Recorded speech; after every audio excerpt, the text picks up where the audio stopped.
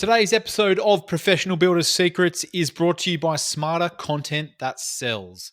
Relying on referrals is a surefire way to mediocre margins, yet 48.4% of builders are guilty of it. Set yourself up as an authority and close more high-margin building contracts by getting Smarter Content That Sells free report at smartercontentthatsells.com.au/report. That's smartercontentthatsells.com.au/report. 40% of custom designs are never realized into a completed built project. And that can be for many reasons, but I would say the biggest reason is that the end design was nowhere near the initial budget, and that would just stop the project right in its track.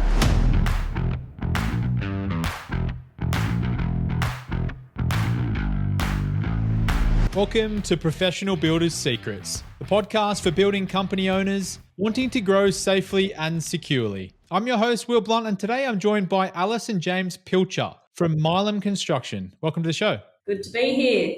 Hello, Will. Thank you. Fantastic to have you on. I've seen a lot about your company on social media and also at a number of APV events I've run into you guys, and have always been really excited about hearing more about the MILEHAM story and where you've come from. So I appreciate you taking some time. Thank you. James, do you want to kick off with your backstory? How did you get to where you are today? Sorry, I did say the best question. Yeah. Oh, well, my story is that when I was 2, I lost my hearing. And as a result of that, and not having a lot of speech at that age, my world became quite visual. And I guess the biggest part of what you see visually is the built environment around you. And that was the beginning of my interest in buildings and construction. You know, being driven around in the car and seeing these building sites every day of the week and seeing them progress throughout, say, the stage of their process. At that point, I decided that was when I decided that I was going to become an architect. So I did an architectural degree straight out of school, and then through my experiences working as one, I realised that we didn't get a lot of exposure to the building side of things. So we would complete our drawings and our design, and then we would be told, thanks very much, the project manager or the builder and the client are now going to take it from here. And we wouldn't get to see, or I wouldn't get my interest in seeing the building. I wouldn't see that being fulfilled.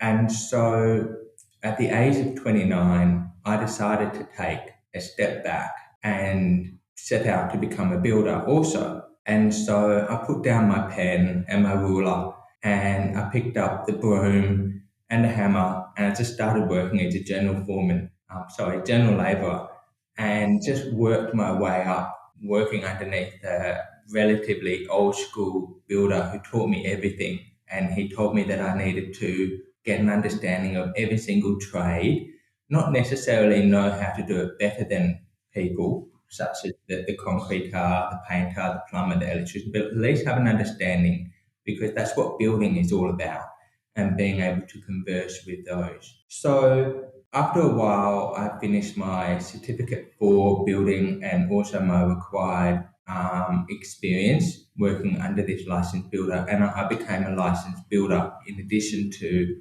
my architectural registration. So that put me in a point where I am one of the few people today in Australia that hold both those qualifications and registration/licenses. So that's where I am now. I love that story. As you said, I can't imagine there's many architects that decide that they want to get their hands dirty and become a builder as well. So it's very unique. It is. There's not many builders that wear black turtlenecks on site.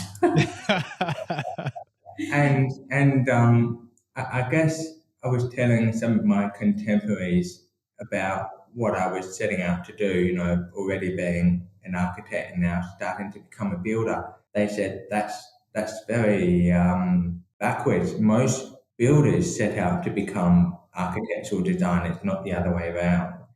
But I think my love for seeing things being created, whether it's a design on paper or whether it's a built form coming to life, those two things are really what motivates me. So I guess that's why I needed both. I wanted both. Do you think having both gives you a competitive advantage in the market? I do. So it's a point where having both enables us to provide, above all, confidence in how much a project is going to cost for the consumer. Having a designer who has building experience enables that designer to design something that is within the practicalities and say limitations of building. And in addition to that, know how to price it. And as builders, we know that pricing is all elemental based on what goes into it. It's not a simple price per square meter, which a lot of architects use as a guide. And that guide is so misguided. James or Alice, if you feel like you want to jump in here, do you feel like there's customers coming to you wanting the whole experience and that's why they enjoy having both sides of the coin? Yeah, I think so. I think everyone would appreciate that we live in such a busy world, and we know that our customer avatar is working families, and you've got mums working in the city. She's working 5 days a week. She's got young kids. She's got school emails coming out of her ear. She needs someone. She and her partner, her husband, they need someone to help them on the journey of essentially making a larger family home as their family grows and needs more space. And so to be able to come to that one-stop solution where from the very beginning you're not only getting an understanding of what you can do design-wise within the planning controls or the CDC requirements of your site, of your home, but also to understand at the very beginning if your budget is in line with your design aspirations or whether you need to be more flexible on either side. And so from that very beginning, it helps our customers understand what that end outcome is going to be. And we can support them all the way through. And that it's the time management side that I think is a really big driver, as well as that cost assurance about, or that certainty about what it's going to cost. I can tell you've got a marketing background, Alice, knowing your custom avatar very well, which is good to hear. I do, yes. Confession, 20 years in marketing, but my background was in financial services marketing for 20 odd years. But so James and I have got 3 young children of our own, aged under 6. And so we have a really good understanding of what they're feeling in that stress. But for us as a family, for me to come into our family business, MILEHAM, and to bring that marketing skill and to take that pressure away from James so he can really focus on his core skill set, it's a really good working partnership. And it means that we have our own divisions of labour, so to speak, in the company. We come together on strategy and planning, but then we go away and we stick to our skill sets. So, and it's very refreshing to be in an industry which is more creative and tangible than financial services, which is quite frankly the opposite. I think that division of labor is super important in a husband-wife team. I know just from a much smaller example, when my wife and I cook together, we have to divide up the obligations. We have to have one head chef and one sous chef for the night. Otherwise, we'll end up arguing about it. Yeah, you do. Who's in charge of what here? And there's too many cooks in the kitchen, so to speak. So, and I think that's a really important aspect to why we can work together and then go home and manage the family load as well. James, back to you for a moment. Architectural services traditionally have been a higher end option for home builders. How have you made that more accessible while also keeping a high quality? It's a good question, Will. And it's something that one of our missions or purposes that we want to achieve is to make architecture more accessible. So I think there is a perception that architects don't, it's all very opaque. It's all very, turtlenecks and you come to us, we don't need to come to you kind of mentality. And so it's quite an elitist, perhaps, service. So, oh, I'm going to go and visit my architect. Sounds like a very braggable right to say. So, but it should not be that case. And what we are trying to do is make it more accessible and approachable. Now, in my career, and I don't mean just at MILEHAM, I mean in my previous careers as an architect, and I've also worked as a project manager and a development manager and also as a client too. I have seen many sets of drawings, be them by a drafting company or be them by a full-blown architectural firm, and be they for a deck all the way through to a full house or a childcare centre or a Woolworths supermarket or hotel. I've seen all these sorts of things. What is one thing that's clear is most builders will only look at 20 to 30 architectural drawings. They will look at another set of drawings, say for stormwater and structural, but that's it. And just 2 weeks ago, I was introduced to a terrace house job, and it was just a renovation. And the architectural drawings were 82 pages just for architectural drawings of a renovation of a terrace house. It's unnecessary. So what we're trying to do here is only produce the necessary number of drawings for a particular job, and we only have to achieve an understanding for our client, enough drawings so that our client understands what they're getting, enough drawings so that our builders understand how to build it. Nothing more, nothing less. And so that is where I think we're sort of sitting in the middle. We don't produce the bare minimum number of drawings that, say, a drafting company may do, and we do not produce anywhere near 82 drawings for a terrace house renovation. It sounds like the best of both worlds for the customer, though. Absolutely, yeah.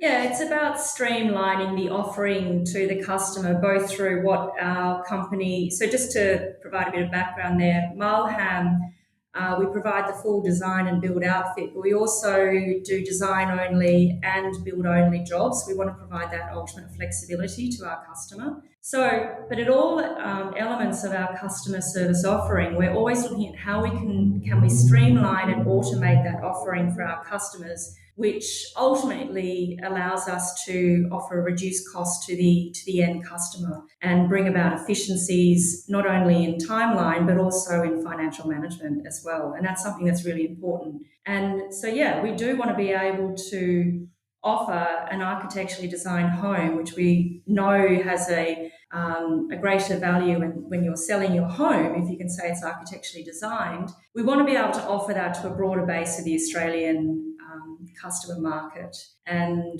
we recognise that there's a very good service offering for award-winning architectural design that may break new ground. But for us, we want to be able to offer the skills and expertise of an architect to a broader customer base.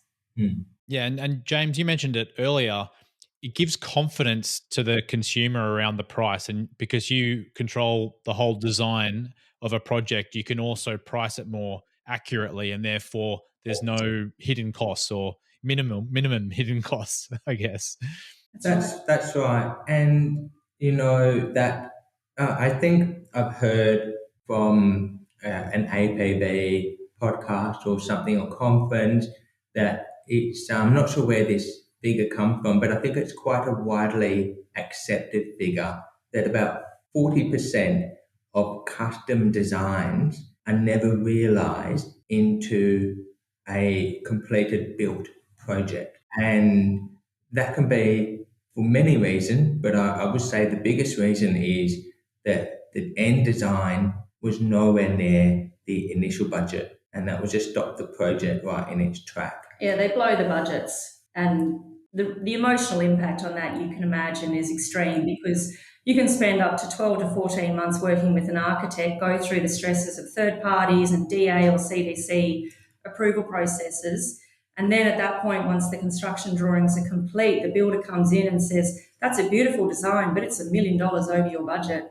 And dreams are blown up at that point. And we have had clients that we may have lost in the initial stages of the design process, and they've gone to an established, well-known Sydney brand, and they've experienced that, and they've turned around and they've come back to us because we provide that certainty from that concept design stage. And that's really important in an industry which is currently going through a lot of trust issues with the consumer base, but that's something that we can tangibly provide. I hope you're using all of that messaging in your marketing, Alice. Yeah, we're doing a lot of work in the background, really refining that messaging to. It's one thing to have your messaging, but it takes a lot of effort to really refine that messaging to the point where it gets clarity with the end customer, especially when that end customer is coming in with blindfolds of, oh, everyone wants to rip me off. It's an art, and I think we've got a bit of a way to go, but it's my most important remit at the moment is to get that messaging really tight and for the end customer to really understand our value differential. Well, for all those people that James mentioned, the 40% or whatever it was that didn't fulfill their dream home because it was over budget, you're providing some sort of hope for them, I guess, in a way. That's the way I see it. Yeah, that's right. We want to remove that fear from the whole process. James mentioned there's so much opaque experience that goes into the architecture. We want to remove that. We want to remove the fear of, every single person that's built a house that you speak to says the budget was blown. We want to remove that fear, and that's something we place a very high value on.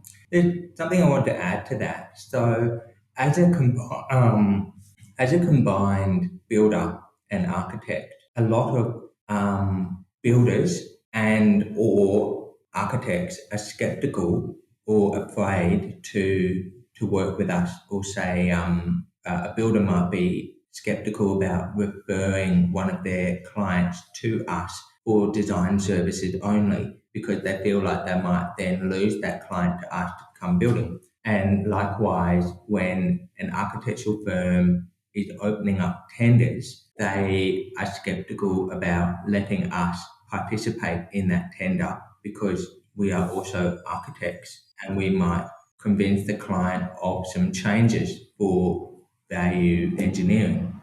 So, in a sense, quite a fair bit of our work is that one-stop shop design and build. And so it's not a guarantee, but it is certainly our reputation that we need to work towards, is that we will design to our client budget, and then our ability to deliver that as well. And if we can continue to do that, then we will stay in business and grow, because we're not really going to get the business from builders referring their client to us for drawings, or architects inviting us into a tender. So while it's beneficial for clients, it's also a little bit, say, harmful in a way to our business, because we've closed the doors on some opportunities. If that As you makes said, sense. in the long run, though, if you stick to your guns, then you'll be known for that, right? Well, you are already known for that, but even more so.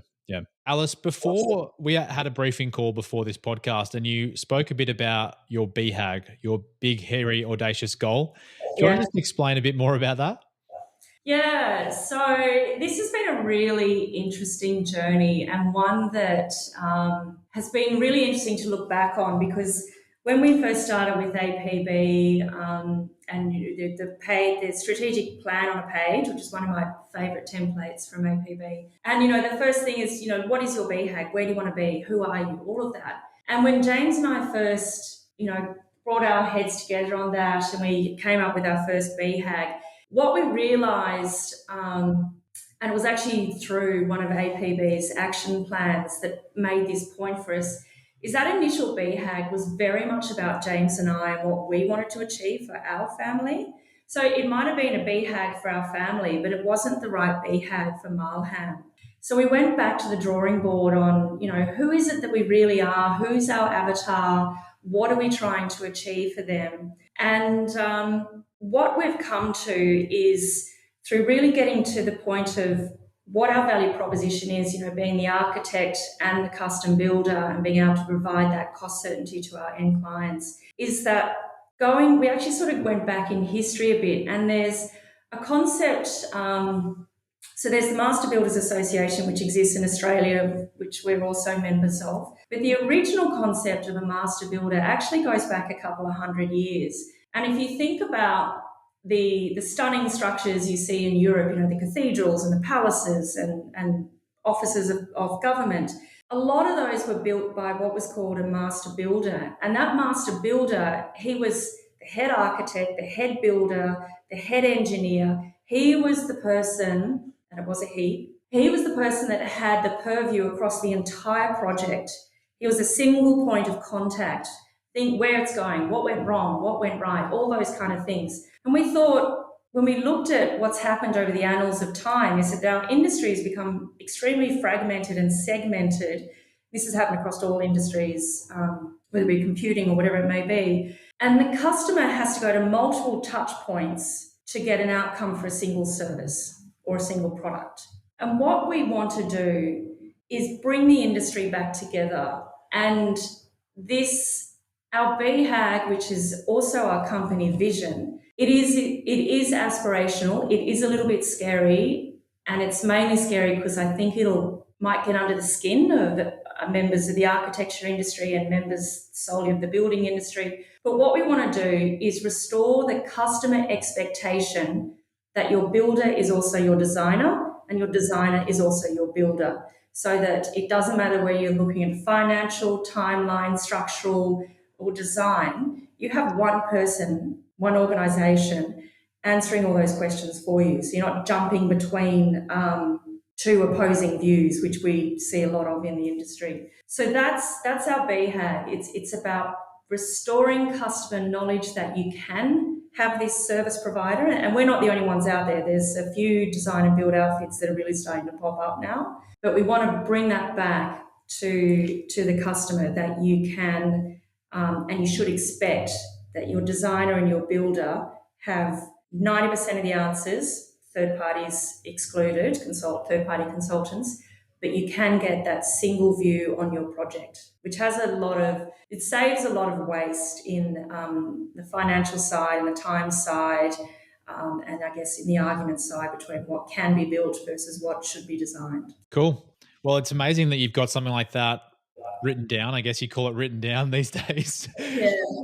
How do you actually go about pursuing such a big goal, though? Oh, that's a big question, and I think we've got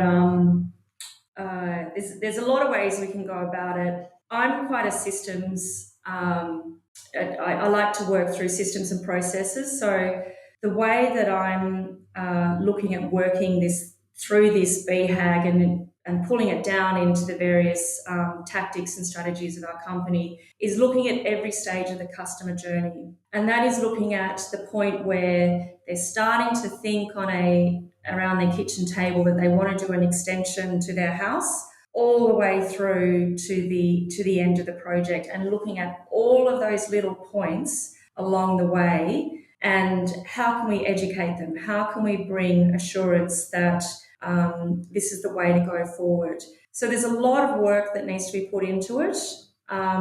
It has taken us, we've been with APB for 18 months, 2 years, 18 months, and it has taken us this long to get to this BHAG. And so now we're looking at, how do we implement that into the customer experience at every customer touch point on the customer journey? Yeah, very cool. James, do you have any thoughts on the focus on that customer experience and how you impact the whole journey? Yes. So what's the most important thing is, I guess, setting expectations at the start of the whole project. So, and of course, one of those is cost. There's two more things. One is the design, and the other one is the scope of works as well. So we need a budget that aligns with the design and for the design to also satisfy the scope of works that they want. So if there is a disconnect, one of those three need to change. So I think builders will be familiar with, say, the golden triangle of building, which is for a project to be called a success, it must have been delivered on time, on budget, and of good quality. Now, quite often, most projects are delivered with two of those three. Like it was on time and it was on quality, but it cost a lot more. That's not uncommon. Or it was on time and on budget, but the quality wasn't very good. You can name any kind of combo. So if we apply that sort of triangle to the architecture side of things, that for us is again the budget, the scope of works, and the design. And so that we can keep an eye on the cost because we are builders. Yeah, that triangle is a great metaphor. And I think to your point, if you get the expectations right at the very beginning, you've got a better chance to achieve all three. That's right, yes. And that is, we don't want to get to the end of the design stage and then surprise them with an unaffordable bill quotation for their construction works. We really can't afford that as a business. So we need to set the expectations at the beginning. And I guess throughout the stage of our design process, and stages, say concept stage, design development stage, planning stage, and all that, we update our cost estimate for that particular job. And it's quite powerful because we can come up with our first our first concept, and also at the same time put on the table our first cost estimate and go, hey, this is your 5-bedroom house, but this is actually how much it's going to cost. So what do you want to do? Do you want to increase your budget or sacrifice a few bedrooms? So we leave that right there and then for the client to reassess the situation before they perhaps go and waste 6 or 9 months on design fees and of course time. Yeah, very good for the consumer. Okay, shifting gears, and this is a bit of a selfish question on my part. Alice, I'm going to throw back to you about the marketing of your building company because you said in your own words before we jumped on air that you're very much a marketing-driven company. So tell me about your marketing and where you found you've got the best results. Oh, it's definitely content. We, from the very beginning of MILEHAM, so we're about 4 years old, we have been developing both short and long form content to push out through our digital channels, so social media, through our email newsletters to our lead and client base, through our website, of course. And so by short and long form content, there's long form content, which is the blogs. We spend a lot of time, if we identify themes from our current customers, we're constantly getting questions about a certain thing, we produce a blog on that. And then on the flip side is the short form content, which is the FAQs, what other consultants do I need to engage? Those kind of just answer that question quickly. So, and what we do, I'm a big believer in grassroots lead generation. As a lot of listeners out there will appreciate, we're all aspiring to the 3% of the revenue being allocated to marketing and advertising, and that's something that we are working towards. But until we get to that point, we're really looking at what are the free platforms that we can go out. So I spend a lot of time on various Facebook groups that are focused on renovating or own a builder or that kind of thing. And you'll see common questions that come up and they'll say, DA, CDC, how, what? I don't know. I don't understand. We've got a blog on that. And so instead of going in and saying, hi, I'm a builder, I can help you, we take the softer approach of here's an interesting article on that topic. And what we've found through some market research that we've done with Scott Bywater, who's one of your partners, Copywriting That Sells, is that a lot of our clients have seen us. They may not have engaged with that content through a like or a comment or a share, but they've read it and then they've come through to us through an inquiry on our website. And so we can make that connection between the educational content we're putting out and how that's opening up those initial trust lines with our future clients. So it's about that, the content side, and then the flip side is about making it as easy as possible. Or not the flip, but the other angle is making it as easy as possible for the customer to engage with us. So tech-enabled automation wherever possible. So we use HubSpot to automate our customer inquiry lines so that on our website, our inquiry form has all of those pre-qualifying questions that help us determine whether or not this is aligning with our avatar. And once a customer fills in that form, they're presented with the calendar where they can book available time. So we don't have to chase people. We don't need to find a time that suits everyone's calendars. That power is in our customers' hands. And that gives them the ability to be on the run and still engage with us. And we've found that to be very successful. It not only frees up James's time in terms of finding time to meet everyone's calendars, it frees up the customer's time. Yeah, I love that. That's all the back end stuff that you're doing really well. The thing that caught my eye as well was your Instagram feed, because it's extremely well balanced and does a great job of representing the homes that you build. But I'm sure that's very deliberate. Do you have a strategy for how you approach that? We do. It's a little bit of a balance of being a bit of a digital brochure, a brand brochure with all the beautiful photos. But behind the scenes on that, every couple of posts or so, we'll go into a bit of a behind the scenes reason why a certain decision was made, or who we worked with on a certain project, whether it be this marble benchtop supplier or whether it be a painter or an interior designer, whatever it may be. Because what I want to do on Instagram is to give the customer an enjoyable but still informed experience, so that it's not all about, hey, look at us and our beautiful photos, but there's an element of, here's how we could help you in your similar challenge with your California bungalow that's on a sloping block. And so to give a little bit of a way about how we go about solving the customer problem with your family home and its block challenges. It's just finding the balance. Yeah, it's a great way to, and it to your point around the educational content, I guess it can come through with the visual side of things as well, just subtly throughout. Yeah, and we have been using ChatGPT to draft those blogs. And anyone out there listening, I started off not knowing how to work. I just went in there and played around with it. And the way I went around it is, so one of our blogs, DAVCDC, is number one on Google for that topic. So I took that topic and I put it into ChatGPT to see what they came up with. And it was a pretty good match. And so it's a great way to start playing in that AI sphere, is take something you already know, test it. You're always going to have to edit and fix it up and correct terminology or building codes or things like that. And that's fine. You should be doing that with anything you're producing. But it's a really good way to start putting your toe into the AI, and it doesn't cost me anything to do it. It takes 30 seconds and it's free. Like, why wouldn't you? Yeah, that's a great tip in itself.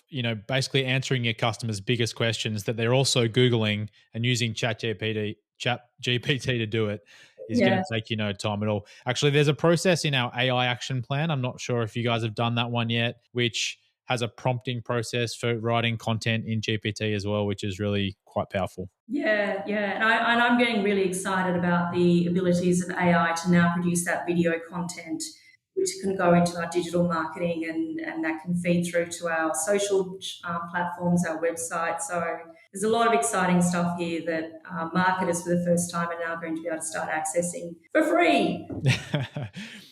I want to come back to James in a second, but because I know that Alice and I have just been having a conversation about marketing for the last 5 minutes. I love you. But before I do, you mentioned HubSpot, you mentioned ChatGPT. Are there any other software products which have had a huge impact on your company? Yeah, we're actually onboarding one at the moment, which it's an Australian company, and we're bringing it on board to manage all of our HR systems and processes. It's called Employment Hero, and I've got no I'm just a customer. I've got no affiliation with them. But as I'm onboarding this and I'm pushing it out to our team, both our design and our on-site construction team, not only does it all the leave management, expense management, all of my policies, company policies go out to employees and they can view on their iPhone and tick it off. But what we're discovering is that all of that on-site health and safety requirements through Health and Safety Australia, all those things that you need to have in place in the event of an accident or injury on site, we can use this platform to push that out to our team, which is, it's really fast, it's simple, it's quick, and it's easy. So Employment Hero is going to be a game changer for our company in terms of freeing up the drag time that can come into all of the HR side of your business and all the safety side of your business. I use Canva for basic marketing design, another Australian company. We use HubSpot, of course. We use Asana for our architecture project management. And we're just starting to lift the lid now on which project management software for the construction side of our business. And, there's pros and cons. And I've listened to a lot of these podcasts and everyone's got the pros and cons for all the various solutions out there. So that's sort of the next big SaaS that we're looking to onboard. Yeah, it'll be interesting to see where that lands because everyone seems to have a slightly different way they like to work and therefore a different construction management software, which is suitable for them. But lots of other great tools that you mentioned there. So thanks for sharing.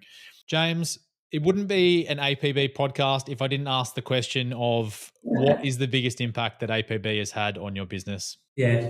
So I think the biggest thing has been about getting closer to the financial numbers.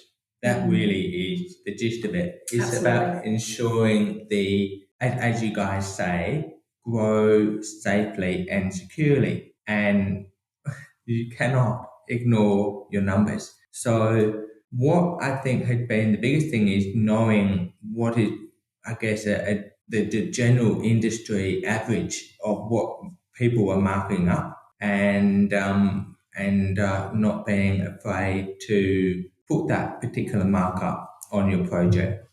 But it's not just about the markup because that's only one thing. I think the most important thing is ensuring that the correct amount of that trickles down into your net profit and ensuring that you, at the end of the day, from day one, is being remunerated properly for your time and effort as a business owner, as an architect, as a builder, whatever it may be. And that really is it, is to make sure that as you are growing, you are also taking your share as you should and not paying yourself last because, quite frankly, you probably won't last if you did that. Yeah. I think, one of the earlier, when we went along to the first APB dinner before we were members, and we went through an exercise with Russ and Sky on screen, which was essentially to cost how much you are worth per hour, and then apply that into all the parts of the business where you're not charging for those skills and expertise. And for us, one of the first big changes we made, and it was off the back of that dinner 18 months ago, was charging for our quotes. And when we sat down and did the numbers, it was like, James was working, spending all this time pulling together quotes for free. And the difference, and now we do charge for our quotes, and the difference in, it's a classic thing. If you can give it away for free, the customer tends not to value your expertise as highly. And if they're questioning a couple of $1,000s on the quote, what are they going to do when you start to get to a couple of $100,000 on the build? And you're going to be scrimping and saving, and it's going to be very hard to make your profit margin, your target profit margin out of that job. So it's also a great way to test. Charging for your quote is a great way to test how much a lead is valuing you from the outset. And that gives you a red flag or a green flag about whether to pursue and what levers to pull. And I think, the other thing, like for me personally, working with APB, being on the business strategy side of our business and the marketing and the operations and the HR and all of those kind of things, the quarterly and the annual planning. Those templates are incredibly valuable. I have it open all day, every day on my screen. And then having that monthly, so we do the monthly coaching with Jacob, and he's amazing. And he keeps us with our head up. Look at your goals, keep looking ahead, look where you're going. Because the moment you start looking down, you start to focus on the dollars and cents. Whereas if you start looking up, you really start to look at bigger numbers and bigger goals and where you're going and why. And it's reinvigorating, on that monthly basis. And for me, that's incredibly invaluable. Well, thank you. Thanks for sharing that. It sounds like you're heading in a great direction. You got your numbers in order, you got your BHAG in place, and you're thinking about that regularly. So I'm really glad that you're in a good spot. I've got one more thing to add to that, Will, is that we took up the opportunity to go to the summit at the Gold Coast last year, which was that APB. What do you call that summit? Sorry, Will? Yeah, Professional Builders Summit. Yep. That one, yeah. And it was a nice size. I think there were about 200 builders, perhaps. So it wasn't like a overwhelmingly large 5,000 person event. And so it had a really good intimacy level to it, where we could open up and talk to fellow builders about many different sorts of things that affect us as a business or personally, or have a whinge about clients. And how do you resolve certain issues with these clients, or so it's just all about clients, isn't it? So that's a really nice thing to have, and swap business cards and call up someone in Melbourne or someone in Queensland, and just maybe see them again this year at another summit.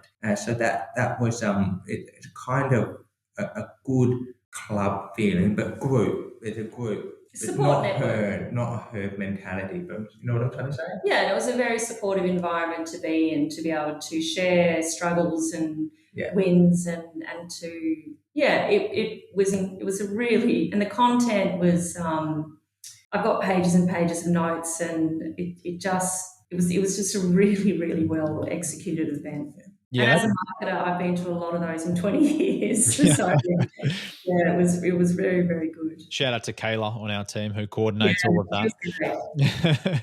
But the community aspect is what a lot of people do value, because to your point, it can be quite isolating in your own company. You can get lost in the day-to-day and not come up for air and be able to talk to someone else that is going through the same challenges, and therefore be able to, share that experience and help it overcome it together.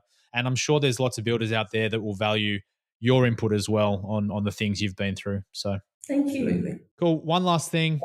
What one piece of advice do you wish you had received when you first started MILEHAM? James, let's start with you. Oh, I think piece of advice that I would have liked is to just always be about cash flow forecasting. This building game is a real yo-yo in, money out. Which way are we going, up or down? Like, it's just to be able to see clearly where you're going, and to be able to forecast your ins and outs in terms of cash can go a long way to keeping you sane. Yeah, no, and I have to agree with that. I've always appreciated a budget, but coming from background of finance, where I guess, a lot of people around me, I was on the marketing side, but they're obviously in the numbers side. And so numbers just flowed and flowed and flowed and flowed. And you actually get to a point where you take it for granted. But on the construction side, and the big numbers that go in and out, and how they don't cross over, and so you don't get this even in and out sort of payables and receivables, you really have to have the courage to get down into the weeds of your numbers, and to really have the patience to go across every element of your business. So, we had an instance recently where things were going well, and then the annual insurance came in, and it was like, oh, and you really have to, there's an element where you've got to be in business for a couple of years to know what those ins and outs are. You've got to keep a record of it, and never underestimate how those cents add up to dollars, and really keep an eye on the money that's going out of your business. is it delivering value back into your business? And if it's not, have the courage to say, I'm cancelling that subscription, or I'm getting rid of that, whatever it may be. But it takes a bit of courage to do that, because sometimes when you get into those weeds of the numbers, you see things that are quite uncomfortable. But if you get across that and just map it all out, and we work with the virtual CFO, which is it's an emerging industry, and there's lots of them out there, and they're great to work with. And they do that forecasting for you, and they do the risk analysis, and they do the scenario mapping. And that stuff helps you pull the levers on where your strategy is going. It's really important. Yeah, I love that. And to your point, it does take courage. Having run my own business before, it is pretty frightening when you get down into the numbers, deep into the numbers. And you really need to do that to make sure that you've got the confidence to grow safely, like in the future. The same way that you guys are giving confidence to your customers around the price they're paying for their property. Yeah, it's a very short of buying the house, renovating the house, or knocking down and rebuilding it. It's the biggest thing you're going to pay for. So it deserves to have the confidence around it that you know how much his mortgage is going to cost you. You should know how much it's going to cost to renovate or knock down, rebuild the house. Awesome. Well, Alice, James, thank you so much for coming on Professional Builders Secrets today. I've had an absolute ball chatting to you. There's so many gems in here for other builders out there to listen to and apply. So I really appreciate you opening up and sharing so much today. Thank you, Will. It's been great. Thanks, Will. Really enjoyed being on the show. Awesome. And a big thank you to our listeners, wherever you are in the world. If you like the show today, please subscribe to Professional Builders Secrets on your platform of choice. And if you're feeling generous, leave us a review. But until next time, have a great day. Before we wrap things up, here's a short message from our sponsor, Smarter Content That Sells. APB's co-founder, Russ Stevens, believes there is one marketing strategy that attracts higher quality leads better than any other. To find out what that is, head to smartercontentthatsells.com.au. That's smartercontentthatsells.com.au.